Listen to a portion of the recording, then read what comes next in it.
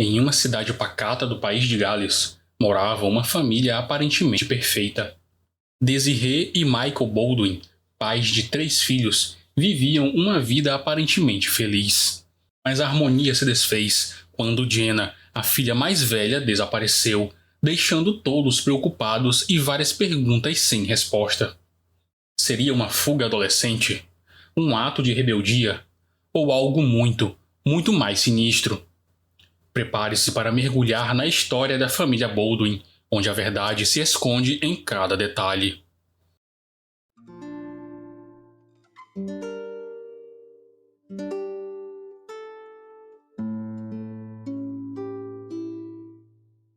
O caso de hoje se inicia no ano de 2002, na pacata cidade de Aberystwyth, localizada ao sul do país de Gales.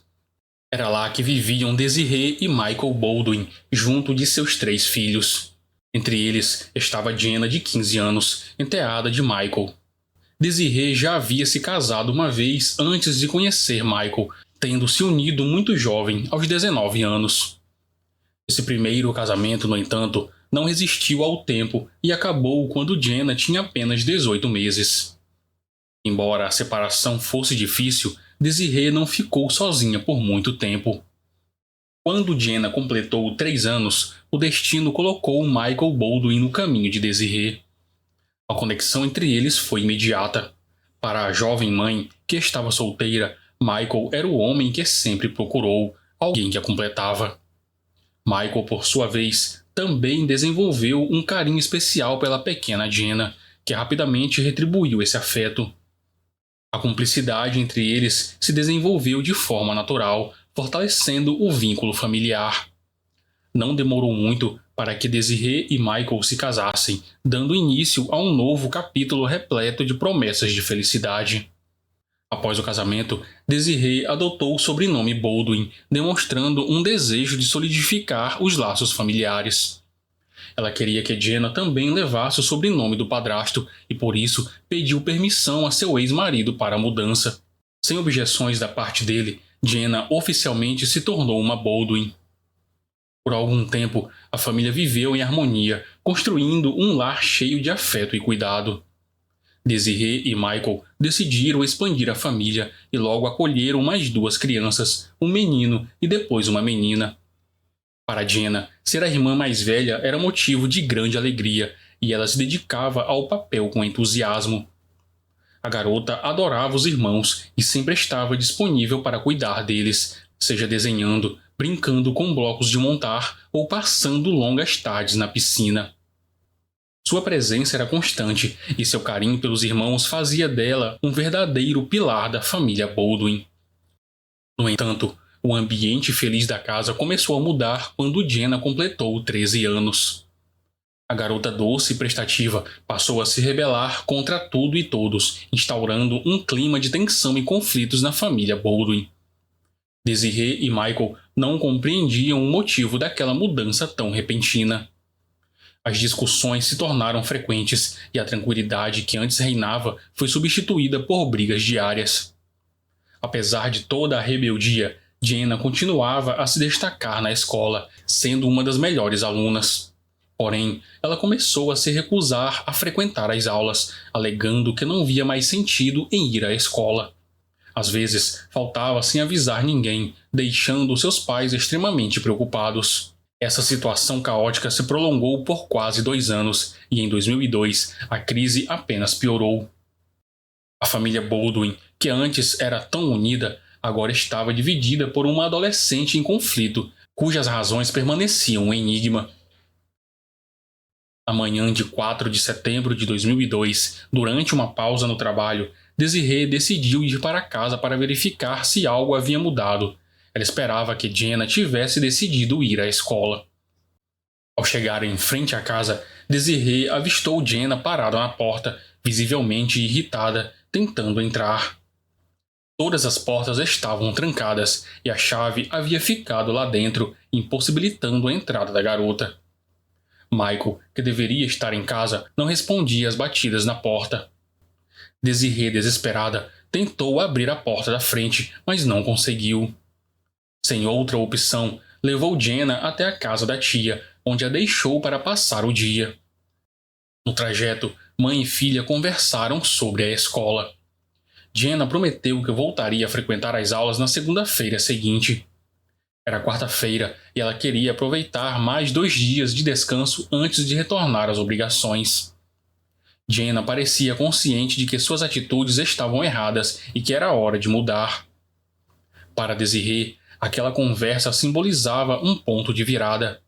Parecia que Jenna finalmente compreendia que sua rebeldia não a levaria a lugar algum.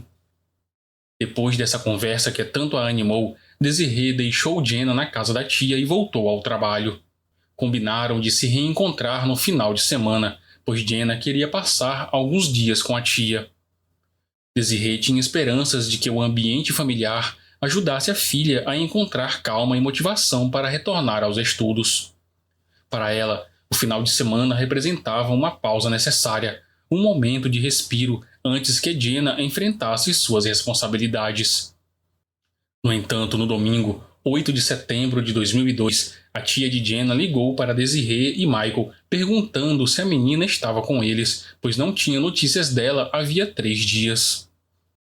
Na manhã da quinta-feira anterior, 5 de setembro, Jenna saiu da casa da tia dizendo que tinha algo para fazer e nunca mais voltou. A notícia deixou Desiree alarmada. Ela tentou ligar para a filha, mas ao contrário de todas as outras vezes, Jenna não atendeu. Jenna sempre estava com o celular e respondia rapidamente, mas dessa vez todas as tentativas de contato foram em vão. O silêncio da filha não era normal. Diante dessa situação, Desiree começou a ligar para as amigas de Jenna, na esperança de que a menina estivesse na casa de alguma delas. Embora não fosse a primeira vez que ela desaparecia por alguns dias, voltando depois como se nada tivesse acontecido, a ausência prolongada da garota começava a parecer diferente. Normalmente, ela se refugiava na casa de alguma amiga ou do namorado, mas dessa vez ninguém parecia saber onde Jenna estava. Preocupada, mas ainda querendo acreditar que a filha voltaria por conta própria, Desiree decidiu esperar um pouco mais antes de tomar outras medidas. Segundo um relato de Michael, Jenna voltou para casa na quinta-feira após um rápido contato telefônico com ele na noite anterior. Durante a ligação, ela disse apenas que estava tudo bem e que passaria por casa no dia seguinte. Cumprindo o prometido, Jenna chegou acompanhada de uma amiga que Michael não conhecia. As 2 adolescentes entraram e Jenna foi direto tomar banho, pegou algumas roupas e logo partiram. Michael, no entanto, não pôde deixar de notar um comportamento estranho nas duas. Estavam inquietas, pareciam nervosas e ele suspeitou que talvez tivessem consumido alguma substância. Aquele comportamento era completamente incomum em Jenna, o que o deixou bastante preocupado. Quando Desiree soube que Jenna havia passado em casa, sentiu um alívio momentâneo. Ao menos sabia que a filha estava segura, embora ainda estivesse um pouco chateada por Jenna não ter contado onde exatamente estava se hospedando. Mesmo assim, ela estava confiante de que em breve a garota retornaria para casa de forma definitiva. Mas à medida que os dias passavam, essa esperança começava a se esvair. Já era quinta-feira, 12 de setembro, e uma semana inteira havia se passado sem notícias concretas de Jenna, somente sua rápida passagem por casa na semana anterior. A ausência prolongada da filha começou a pesar no coração de Desiree. Naquele dia, um funcionário da escola foi até a casa de Desiree e Michael, visivelmente preocupado com a falta de frequência de Jenna nas aulas desde o início do ano letivo. Foi durante essa conversa que Desiree ouviu pela primeira vez da boca de Michael sobre o comportamento estranho de Jenna e da amiga durante a última visita na casa. Inicialmente, a reação de Desiree foi de raiva. Ela se enfureceu com Michael por ele não ter compartilhado aquela informação antes. Por que esperar até que alguém da escola viesse até eles? Jenna nunca tinha se envolvido com substâncias e aquilo não parecia nada normal. Apesar da raiva, Desiree sabia que havia algo mais urgente que sua indignação: o desaparecimento da filha. Ela não hesitou e contatou a polícia para registrar oficialmente o desaparecimento de Jenna. No mesmo dia, tanto Desiree quanto Michael foram interrogados pelos policiais, que tentavam compreender melhor a dinâmica familiar e o comportamento da adolescente. Durante as conversas, os policiais descobriram que a garota tinha um temperamento difícil, que frequentemente se rebelava contra as regras impostas pelos pais, o que tornava os conflitos constantes em casa. Muitas vezes, durante os desentendimentos, Jenna chegava a usar uma linguagem inadequada na presença dos irmãos mais novos, o que preocupava seus pais quanto à influência negativa que isso poderia ter nas crianças. Apesar de tudo, Jenna jamais havia desaparecido por tanto tempo ou se tornado completamente incomunicável. Dessa vez, o silêncio prolongado e a ausência sem pistas de sua localização eram alarmantes, deixando Desiree e Michael tomados por um profundo sentimento de angústia, embora ainda nutrissem a esperança de que Jenna fosse encontrada em segurança. Diferente das fugas anteriores, o desaparecimento de Jenna parecia trazer outros elementos muito mais sombrios. Ela havia desligado o telefone, tornando qualquer contato impossível, e a amiga misteriosa, sobre quem Desiree e Michael nada sabiam, só aumentava a preocupação. Michael conhecia quase todos os amigos de Jenna, mas aquela garota era totalmente desconhecida. Quem era ela? Qual papel ela teria no sumiço de Jenna? Eram perguntas que ecoavam sem respostas. Para os investigadores, tudo ainda era incerto. Jenna teria simplesmente fugido por um período mais longo em um ato de rebeldia típico da adolescência, ou algo muito mais sério poderia ter ocorrido. A jovem poderia estar hospitalizada, impossibilitada de se comunicar, ou, na pior das hipóteses, poderia ter sido sequestrada e estar em perigo. Após conversarem com os pais, os investigadores decidiram procurar os amigos mais próximos de Jenna, já que em situações que envolvem adolescentes, são os amigos que muitas vezes detêm informações cruciais que os pais desconhecem. Talvez eles soubessem de algo que pudesse ajudar. No entanto, apesar dos esforços, a polícia não obteve nenhuma pista concreta sobre o paradeiro de Jenna. A última pessoa a vê-la foi uma amiga no início da tarde do dia 5 de setembro, e desde então ninguém mais teve contato com ela. Alguns dos amigos mencionaram que Jenna havia comentado sobre fugir de casa, pois estava exausta dos conflitos constantes com os pais. Ela até tinha cogitado em ir para Londres, mas essa ideia parecia improvável, já que não conhecia ninguém na capital britânica, a menos que sua nova amiga tivesse oferecido algum tipo de oportunidade ou conhecesse alguém lá, o que intrigava ainda mais os investigadores. Outro ponto que chamou a atenção dos policiais foi que, ao revistarem o quarto de Jenna, notaram que pouquíssimos itens estavam faltando, o que era estranho para alguém que supostamente planejava ficar fora de casa por muito tempo. Ela havia levado apenas algumas peças de roupa e deixado para trás todos os seus produtos de beleza, o que não condizia com a ideia de uma fuga prolongada. Isso levantava a possibilidade de que ela tivesse saído de casa contra sua vontade. Enquanto a polícia continuava suas buscas, familiares e amigos de Jenna se mobilizaram em uma campanha para encontrá-la. Cartazes com a foto da jovem foram distribuídos por toda a cidade, pois qualquer detalhe poderia ser crucial. Diversas pessoas ligaram para a polícia afirmando ter visto Jenna em lugares diferentes, mas cada pista precisava ser investigada a fundo, o que significava longas horas analisando imagens de câmeras de segurança. Infelizmente, todas as pistas se mostraram falsas, nunca era Jenna. Apesar de todas as dificuldades, Desiree mantinha a esperança de que a filha estivesse viva, ainda que possivelmente em cativeiro. Em certo dia, o telefone tocou, mostrando um número desconhecido no visor. Ao atender, ninguém falou nada, mas ela pôde ouvir uma respiração do outro lado antes que a ligação fosse interrompida bruscamente. Imediatamente, Desiree pensou em Jenna. Poderia ser a filha tentando avisar que estava viva, porém impedida de falar por algum motivo. Em pânico, ela retornou à ligação e, após alguns toques, um homem atendeu. Ao questioná-lo sobre a origem da chamada, descobriu que havia sido feita de um telefone público. Desesperada, Desiree correu até o local na esperança de encontrar Jenna por perto, mas não havia nenhum sinal de sua filha. Os investigadores decidiram interrogar Chris, o ex-namorado de Jenna. Apesar de ser 4 anos mais velho, Jenna sempre aparentou uma maturidade superior à dele. Com o tempo, as diferenças entre os dois ficaram cada vez mais evidentes, levando Jenna a terminar o relacionamento. Mesmo após o término, eles conseguiram manter uma boa convivência e continuavam se encontrando com frequência.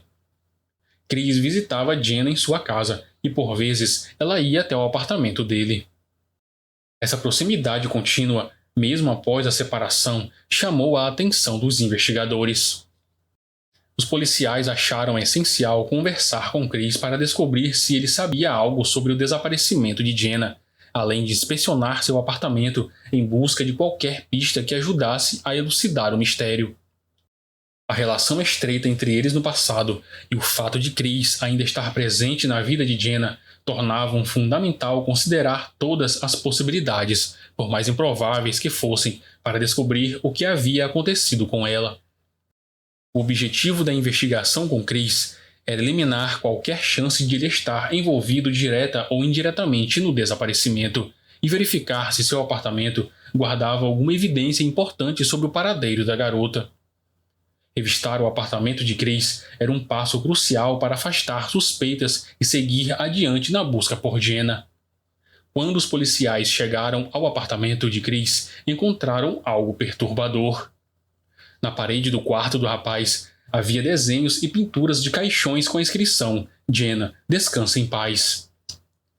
Considerando que Jenna já estava desaparecida há vários dias e ninguém tinha notícias dela, essas imagens imediatamente acenderam o alerta dos investigadores.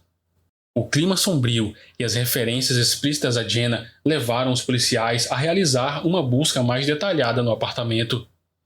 Durante essa inspeção, eles encontraram roupas sujas de sangue, o que resultou na prisão de Chris sob a suspeita de ter assassinado Jenna. Contudo, essa linha de investigação logo se mostrou equivocada. Chris explicou que ele e Jenna tinham o hábito de desenhar juntos caixões e lápides com os próprios nomes. Ele alegou que era apenas uma brincadeira de humor mórbido, sem nenhuma intenção maliciosa ou violenta. Para eles, aquilo era uma forma de expressão que não trazia qualquer malefício, sendo vista como uma provocação adolescente. Quanto às roupas ensanguentadas encontradas em seu quarto, as análises mostraram que o sangue não pertencia a Jenna, mas era de outra origem, sem relação com o desaparecimento da jovem. Diante da falta de provas concretas ligando Chris ao desaparecimento, os investigadores não tiveram outra escolha a não ser libertá-lo. Esse impasse deixou os policiais frustrados e sem respostas, mais uma vez em um beco sem saída.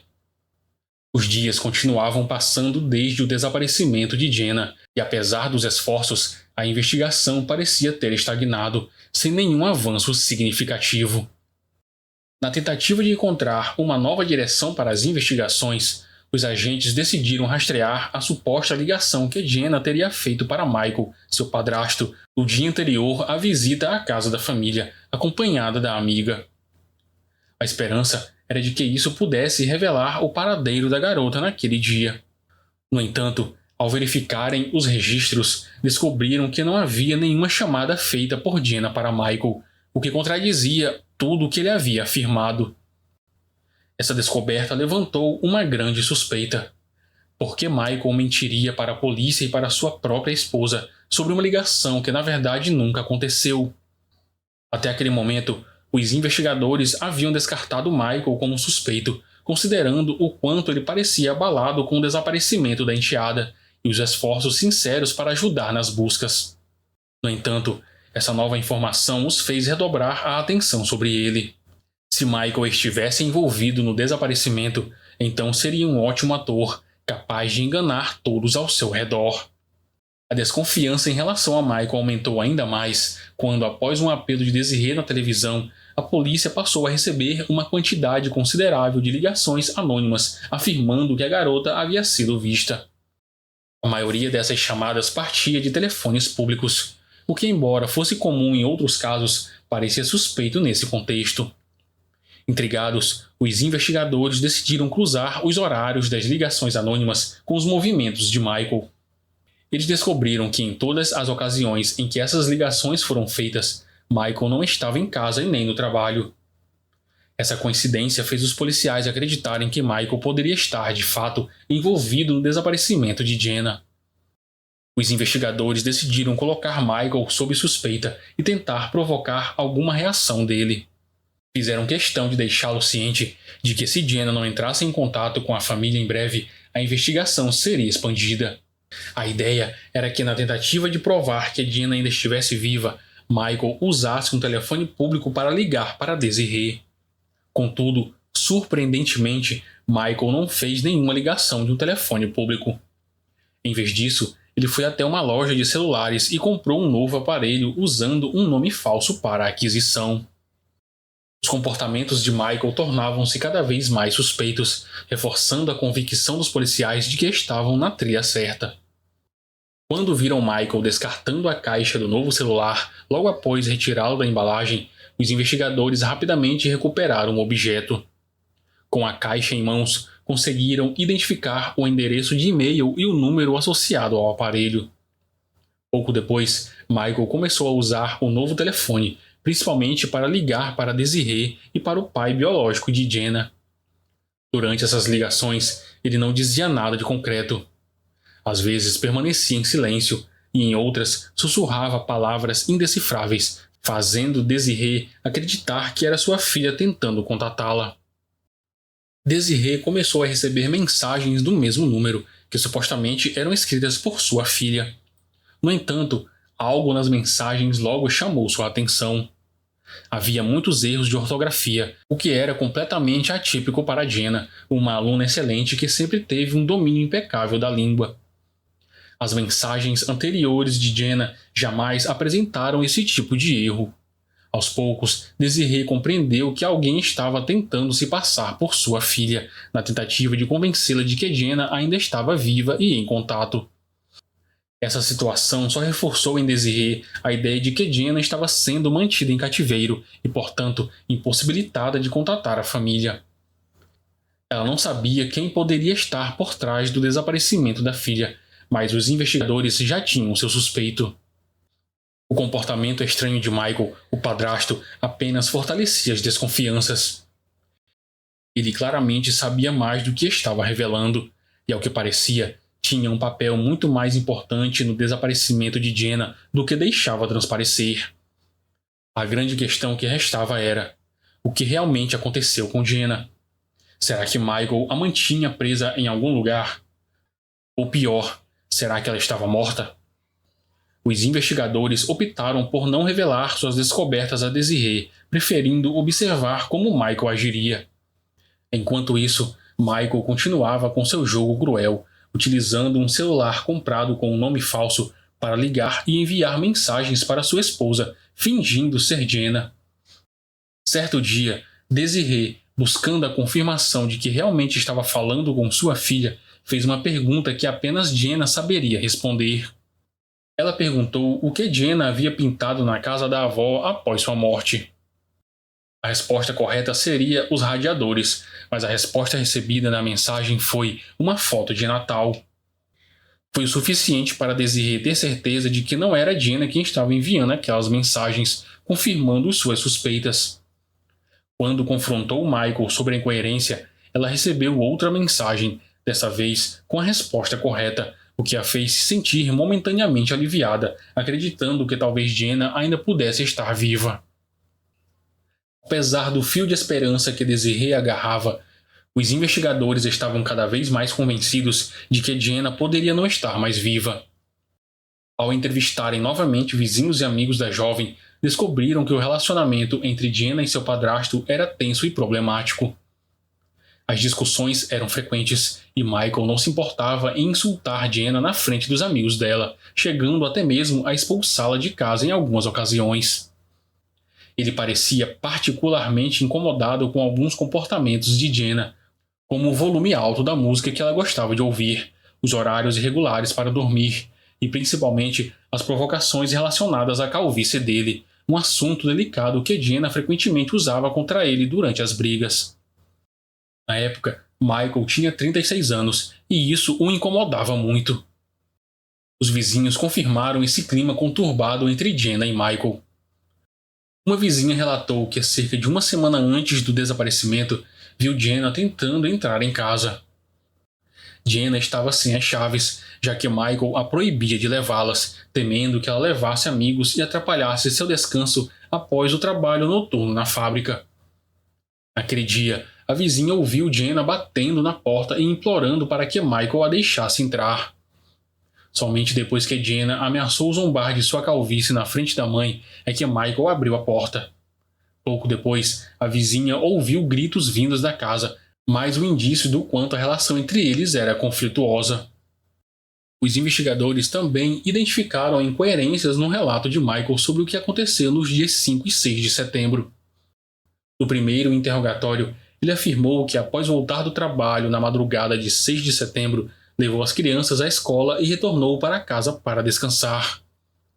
No entanto, os extratos bancários mostraram que ele fez um saque em um caixa eletrônico por volta das 9 horas daquela manhã e, em seguida, comprou uma pá em uma loja.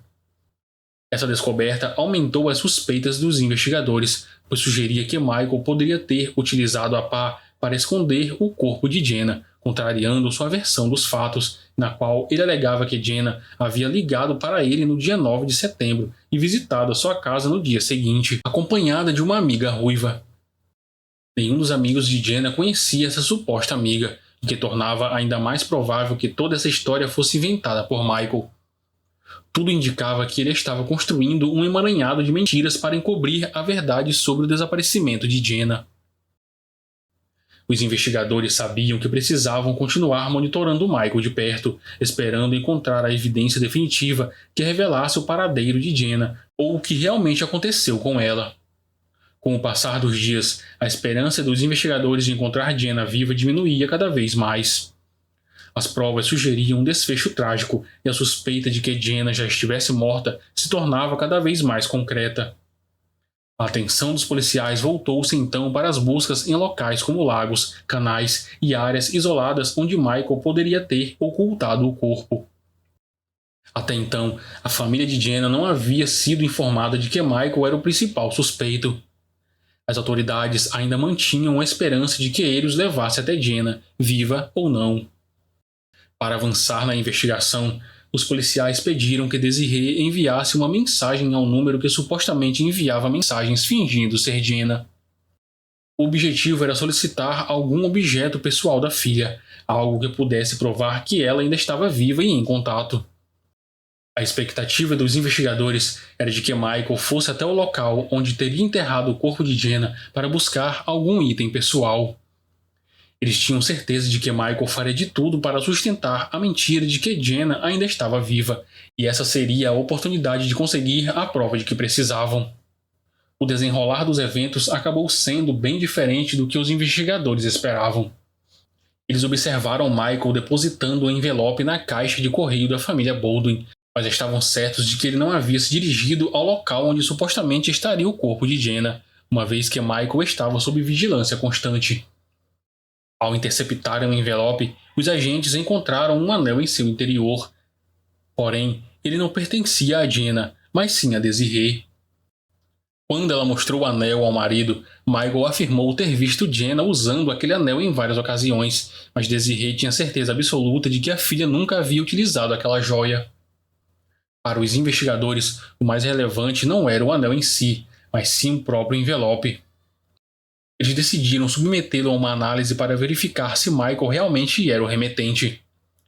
As impressões digitais foram coletadas, assim como amostras de DNA da saliva encontradas na cola da aba do envelope. Os resultados confirmaram que o DNA de Michael era compatível com o material encontrado na cola do envelope, provando que ele o havia lacrado. No entanto, o DNA sob o selo pertencia a outra pessoa, a irmã de Jenna, que havia ajudado Michael a colar o selo. Essa descoberta serviu como mais uma evidência do envolvimento de Michael no desaparecimento e provável assassinato de Jenna. Naquele ponto, não havia mais o que esperar. Michael não levaria ninguém até Jenna. Em 29 de outubro de 2002, quase 2 meses após o desaparecimento da menina, ele foi preso. Durante a prisão, Michael negou qualquer envolvimento no sumiço da enteada, afirmando que não sabia de nada. O que ele não sabia era que os investigadores já haviam reunido provas suficientes contra ele. Eles sabiam que ele havia utilizado um celular registrado em um nome falso para ligar e enviar mensagens à sua esposa, fingindo ser Jenna, além de ter enviado o anel afirmando que era da menina. Mesmo diante das evidências, Michael insistia em negar qualquer responsabilidade, provavelmente acreditando que sem um corpo seria difícil incriminá-lo. Enquanto isso, Desiree, convencida da morte de Jenna, tentava de todas as formas fazer com que Michael revelasse onde estava o corpo da filha. Michael continuava a negar envolvimento e Desiree se recusava a visitá-lo na prisão ou a falar com ele por telefone, exigindo que a única condição para qualquer contato seria a revelação da verdade. Por fim, foi a ameaça de nunca mais ver os filhos que fez Michael ceder. Pressionado por Desiree, ele revelou durante uma conversa por telefone o local onde o corpo de Jenna estava. No entanto, encontrar o local exato indicado não foi simples. Os policiais vasculharam uma área de floresta próxima a uma estrada, a cerca de 10 quilômetros da casa dos Baldwin, mas não encontraram nada. Parecia que Michael estava tentando enganá-los mais uma vez. No entanto, com sua colaboração, os investigadores finalmente conseguiram chegar ao ponto exato onde o corpo de Jenna estava enterrado. Após semanas de incerteza e buscas incessantes, o corpo da adolescente foi encontrado em 19 de novembro. A verdade sobre o que realmente aconteceu entre Michael e Jenna ainda permanecia encoberta pelas mentiras e meia-verdades que ele contava. Quando finalmente apresentou sua versão dos fatos aos investigadores, Michael afirmou que Jenna havia ido até a casa da família no dia 5 de setembro, e assim que chegou, eles iniciaram uma discussão. Segundo o que ele disse, estava exausto e apenas queria descansar, mas Jenna continuava a gritar e provocá-lo. Michael alegou que ficou tão nervoso durante a discussão que acabou empurrando Jenna e ela caiu da escada. Ele disse que ao vê-la desacordada, tentou levá-la ao hospital, mas no caminho percebeu que Jenna havia parado de respirar. Em pânico, decidiu abandonar o corpo à beira da estrada. No entanto, a versão de Michael não se sustentava. O laudo da perícia não indicava nenhum ferimento ou fratura que corroborasse a história da queda, além de o formato da escada tornar aquela suposta queda improvável. Mais uma vez, Michael estava mentindo, mas aquela era a única versão que ele mantinha. Com o corpo de Jenna em avançado estado de decomposição, os legistas não conseguiram determinar a causa exata da morte, deixando os investigadores intrigados sobre o que realmente havia acontecido. Eles sabiam que Michael possuía conhecimentos de judô, inclusive havia alcançado a faixa marrom, o que indicava domínio de técnicas de estrangulamento. Os policiais suspeitavam que ele tivesse utilizado uma dessas técnicas em Jenna, levando-a à morte, embora Michael jamais admitisse tal ato. No julgamento que começou em junho de 2003, Michael foi considerado culpado pela morte de Jenna e condenado à prisão perpétua. Contudo, o mistério sobre as circunstâncias da morte ainda persistia. Qual seria o real motivo de Michael? Jenna havia descoberto algo que poderia prejudicá-lo? Haveria algum segredo que ele queria manter a todo custo? Felizmente, a verdade veio à tona após a prisão de Michael. Um colega de cela, Mark Dando, revelou detalhes perturbadores ao fazer revelações aos investigadores. De acordo com Mark, Michael havia confessado ter tido um relacionamento íntimo com Jenna, que inclusive havia engravidado. Aterrorizado com a possibilidade de que o segredo fosse revelado e com as consequências devastadoras que isso traria para sua vida e casamento, Michael teria pressionado Jenna para interromper a gravidez. Ele estava disposto a qualquer coisa para evitar que a verdade viesse à tona, pois sabia que isso poderia destruir sua reputação e seus laços familiares. A situação culminou em uma discussão intensa, durante a qual Michael perdeu o controle e agrediu Jenna, resultando em sua morte acidental. As revelações feitas por Mark foram confirmadas por uma amiga próxima de Jenna, que contou que a jovem havia lhe confidenciado estar precisando ter uma conversa séria com seu padrasto sobre um assunto extremamente importante. Essa conversa era provavelmente a razão pela qual Jenna decidiu voltar para casa depois de sua estadia na residência da tia.